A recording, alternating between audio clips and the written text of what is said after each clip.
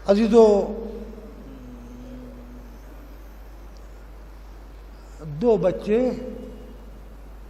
कैदखाने में बैठे आपस में बातें कर रहे हैं कि कैसे इस तारीक अंधेरे कैदखाने से निकलें। 24 घंटे में एक मर्तबा आधा कूजा ऐसा पानी के जो ठंडा ना हो, और आधे आधे सूखी रोटी के टुकड़े इन बच्चों को दिए जाते हैं। कुफलो दरवाजे की आवाज़ सुन के दोनों भाइयों ने कहा कि आज हम इस कैद करने वाले से बात ज़रूर करेंगे। उससे अपने ख़ानदान का जिक्र किया। उसने कहा तुम इन्हें क्या जानो, कहा हम इन्हीं की औलाद है। बहुत रोया, बच्चे आज़ाद हुए, ज़ौजा हारिस ने पनाह दी। एक वक्त शहादत से पहले बच्चों ने शायद पेट भर के खाना खाया और ठंडा पानी पिया एक वक्त,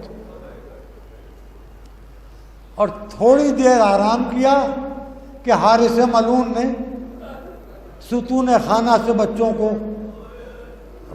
बजरिए रिस्मान जुल्म वाबस्ता कर दिया। सुबह मख्तल में लेके पहुंचा, दरिया के किनारे तलवार उठाई। छोटे बेटे ने कहा अम्मा कहती हैं कि बड़ा भाई बाप की जगह होता है, 2 बार यतीम न कर, पहले मुझे कत्ल कर दे। क्या छोटे बच्चे को कत्ल करे? तो बड़ा भाई आगे बढ़ा, क्या ऐसे जाते जाते घर से निकलते निकलते अम्मा ने मेरे सुपुर्द किया था, मेरे सामने मेरे छोटे भाई को कत्ल न कर। ज़ौजे हारिस चीखे मार मार के रोने लगी। क्या मोमना तू रो रही है? क्या बताओ क्या खिदमत करूं? क्या काम तो है, जब हम कत्ल हो जाएं हमारे कुर्ते खून में रंग लेना, और जब कोई काफिला हज के लिए जाए, यही ज़िलहिज का महीना आ रहा, और उस काफिले के कुछ लोग मदीने की तरफ भी इरादा रखते हो, उसमें हमारे घराने के चाहने वाला कोई हो तो उसे हमारे खून में रंगे हुए कुर्ते दे देना, और उससे कहना कुर्ते हाथों पर रख के महल्ले बनी हाशिम से गुजरे, जिस दरवाजे पर टोका जाए उस दरवाजे पर रुक जाए, उस दरवाजे के पीछे हमारी माँ होगी। ये कुर्ते हमारी माँ को भिजवा दो और कह देना अब बच्चों का इंतजार न करें।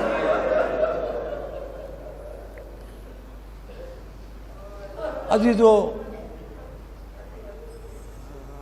तिफलान मुस्लिम शहीद हो गए, जो ज़ियारतों को गए वो इंशाअल्लाह बार बार जाएं, जो नहीं गए वो जल्द अज जल्द मुशर्रफ हों। वहाँ पर पहुँच के गिरिए के अलावा मेरी समझ में तो कोई दुआ आती नहीं।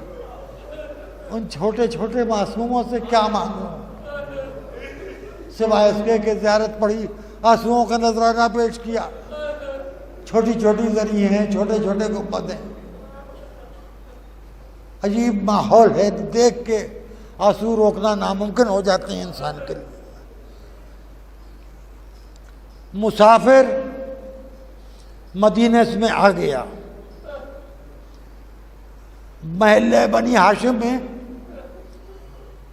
दोनों हाथों पर दोनों बच्चों के कुर्ते लिए हुए चला। एक घर में मालिका ने कनीज से कहा जल्दी दरवाज़ा खोल दे, मेरे बच्चों की खुशबू आ रही है। हाय हाय, बच्चों की एक महक होती है जिसे ममता महसूस करती है,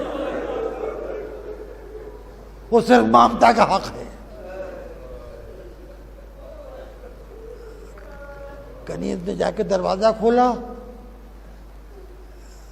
कौन हो तुम? रुक गया, क्या ये किसका दरवाजा है?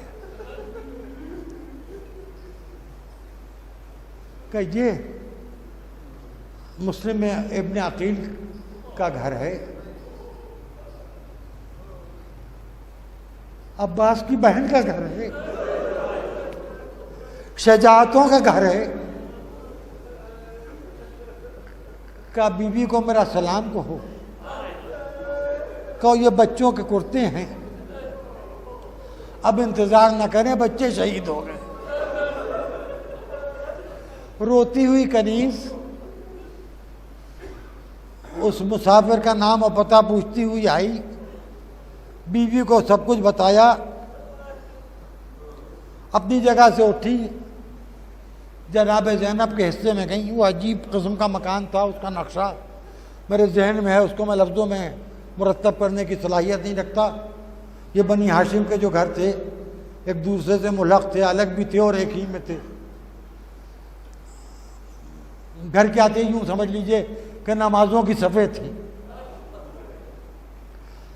जाके जनाब ज़ैनब से कहा मेरे बच्चों के खून भरे कुर्ते आए हैं, मुझे पुरसा दिलवा दीजिए। सब बीवियां जमा हो गईं, आके जनाब रबाब भी बैठ गईं। ज़ौजा मुस्लिम ने बच्चों के कुर्ते उठाए, हुजरे में गईं, संदूकचे में कुर्ते रख दिए, वापस आईं। कभी भी आपको जहमत तो बहुत हुई, मगर मैं अपने बच्चों का पुरसा नहीं लूंगी। जनाब ज़ैनब ने कहा बहन सबको मैंने बुलाया है, हम सब आए हैं, अपनी ममता का पुरसा ले लो। कभी भी पुरसा नहीं लूंगी, सैदानी पुरसा नहीं लूंगी। क्या क्यों? क्या मेरे सामने जनाब रबाब बैठी हैं, मेरे बच्चों के 2 कुर्ते हैं, इनके न बेटी की कोई यादगार है न 6 महीने के बच्चे की। जिस माँ के पास औलाद की कोई यादगार ना हो, उसके सामने बच्चों का पुरसा लेना मेरी गैरत मादरी गवारा नहीं करती। सयअलमुल्लज़ीना ज़लमू अय्यामुल